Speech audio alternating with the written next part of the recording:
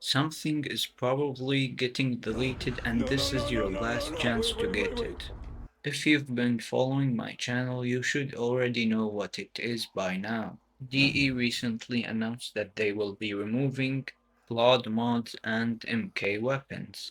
However, they quickly changed their minds and kept MK weapons for mastery rank. Now you might be asking why that even matters. If you watched my Magister Incarnate statistic video, you should know that the MK1 bow has the highest status chance tree perk evolution, which directly buffs statistics as it affects Gara's Shattered Lash and Korra's Whip Claw. This is why this is your last chance to get the MK1 bow statistic, as the coming update, Abyss of Dagath, will probably remove the ability to put incarnate adapters on MK1 weapons. However, you are in luck as this week Circuit Steel Path Rotation offers the bow incarnate Genesis adapter. So farm it, install it, and do the challenges to unlock the evolution tree and make sure your last choice is status chance. In 2 to 3 days we will have the 173 Devstream, September 28, 2 p.m. ET.